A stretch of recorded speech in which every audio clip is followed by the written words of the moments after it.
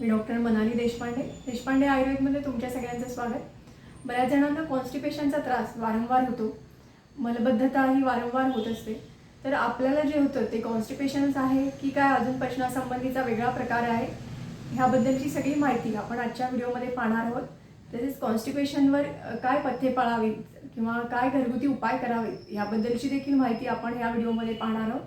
यासाठी व्हिडिओ शेवटपर्यंत नक्की बघा. व्हिडिओ आवडल्यास लाईक करा आणि शेअर करा. तर कॉन्स्टिपेशन म्हणजे काय हे पाहण्याअगोदर नॉर्मली पोट कसं साफ झालं पाहिजे हे बघूया.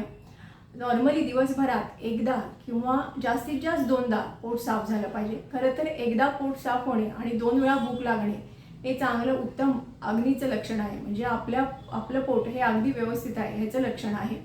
तसेच मलप्रवृत्ती ही बांधून झाली पाहिजे म्हणजे आपलं पोट व्यवस्थित साफ होतं. तसेच पोट साफ झाल्यानंतर आपल्याला हलकेपणा जाणवला पाहिजे आणि भूक चांगल्या प्रकारे लागली पाहिजे. हे जर झालं व्यवस्थित तर आपलं पोटाचं गणित व्यवस्थित आहे हे असं समजावं. तर कॉन्स्टिपेशन झालं हे कधी म्हणायचं? जेव्हा आपलं दिवसभरात एकदाही पोट साफ होत नाहीये. तसेच पोट साफ होताना जोर द्यावा लागतो, मलप्रवृत्तीच्या वेळी जोर द्यावा लागतो किंवा खडे होतात किंवा पोट दुखतं किंवा मलप्रवृत्तीच्या वेळी त्रास होतो, दुखतं, आग होते, असे जर सिम्पटम्स आपल्यामध्ये असतील तर समजावं की आपल्याला कॉन्स्टिपेशन होत आहे. आणि बऱ्याच वेळा जेवणानंतर लगेच पोट साफ होतं किंवा दिवसभरात 2पेक्षा जास्त वेळा मलप्रवृत्ती होते. अशा वेळी समजावं की आपलं पचन कुठंतरी बिघडलंय किंवा आपला अग्नी कुठंतरी बिघडलाय. आयुर्वेदानुसार कॉन्स्टिपेशन हे एक लक्षण आहे, तो आजार नाही आहे.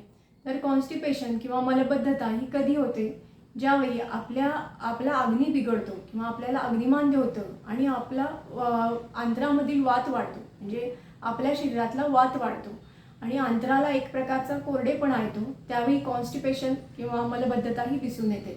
आधुनिक वैद्यकशास्त्रानुसार जर बघायला गेलं तर आपल्या आहारातला फायबरयुक्त आहार किंवा फायबरयुक्त अन्नपदार्थ जर आपल्या पोटात कमी जात असतील किंवा पाण्याचं प्रमाण आपल्या शरीरात कमी जात असेल, त्याचबरोबर आपल्या आंत्रामध्ये किंवा इंटेस्टाईनमध्ये कुठेतरी ऑब्स्ट्रक्शन असेल, एखादी गाठ म्हणा किंवा हिमोरॉइड्स, पाईल्स ज्याला आपण म्हणतो, मूळव्याध जर असेल तर कॉन्स्टिपेशनचा त्रास दिसून येतो. तर हे कॉन्स्टिपेशन कसं टाळावं यासाठी आहार आणि दिनचर्या काय असायला हवी ते बघूया.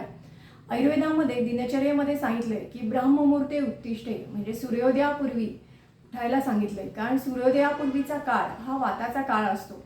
यावेळी पोट साफ होण्याची जी प्रक्रिया आहे, म्हणजे पोटासाठी जी अनुलोमन गती हवी आहे ती वातामुळे चांगल्या प्रकारे येते आणि पोट चांगल्या प्रकारे साफ होतं. यासाठी ब्रह्ममुहूर्त म्हणजे सकाळी लवकर उठायला सांगितलंय. समजा ते जमत नसेल तर अगदी 6 पर्यंतरी उठलं गेलं पाहिजे. त्यानंतर आहारामध्ये आपल्या साधारण पालेभाज्या म्हणा किंवा तुपाचं सेवन हे आपल्या आहारात असलं पाहिजे. जेवणाच्या मध्ये पाणी पिलं गेलं पाहिजे. अगदी थोडं थोडं असं जेवणाच्या मध्ये पाणी पिलं गेलं पाहिजे. कारण याने आपल्या अन्नाला पचनाच्या वेळी कोरडेपणा निर्माण होत नाही आणि कॉन्स्टिपेशन होण्याची शक्यता कमी असते. तसेच आपल्या आहारामध्ये मैद्याचे पदार्थ, फास्ट फूड किंवा बेकरीचे प्रोडक्ट्स, आंबवलेले पदार्थ यांसारखे भेळ पाणीपुरीसारखे पदार्थ हे शक्यतो कमी करावेत. शक्यतो मैद्याचे पदार्थ तरी पूर्णपणे टाळावेत.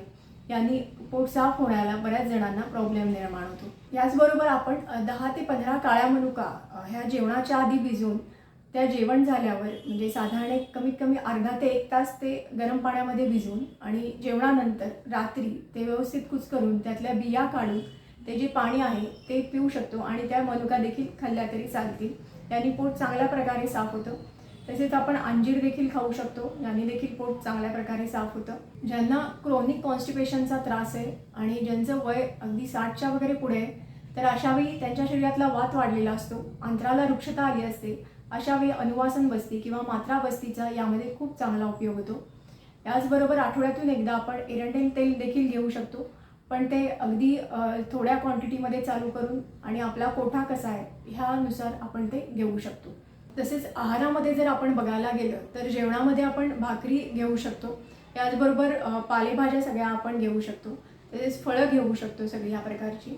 याचबरोबर जेवणाच्या आधी आपल्याला तूप घेता येतं.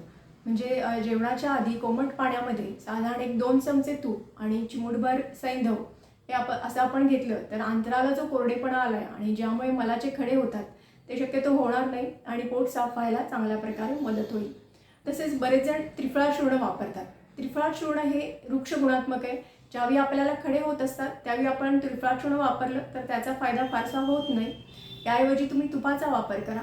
ज्यावेळी आपल्याला चिकट मलप्रवृत्ती होत असते त्यावेळी त्रिफळा चूर्ण वापरलं तर त्याचा परिणाम चांगला येतो. कारण त्रिफळा चूर्ण हे वृक्ष गुणात्मक आहे आणि चिकटपणा जेव्हा वाढलेला असतो त्यावेळी कफाचं प्रमाण जास्त असतं आणि ते त्रिफळा चूर्णाने चांगल्या प्रकारे कमी होतं. कॉन्स्टिपेशन हे लक्षण आहे, तो आजार नक्कीच नाही आहे. आपल्या आहारातल्या बदलामुळे तो नक्की बरा होतो. त्यामुळे आपल्या आहारात बदल करा आणि कॉन्स्टिपेशन टाळा. तर आजची माहिती तुम्हाला कशी वाटली हे मला नक्की कमेंट करून कळवा. तसेच अजून कुठल्या आजारासंबंधी किंवा कुठली अजून नवीन माहिती हवी असेल ती मला नक्की कमेंट करून कळवा. परत भेटूया एका नवीन व्हिडिओमध्ये. तोपर्यंत धन्यवाद.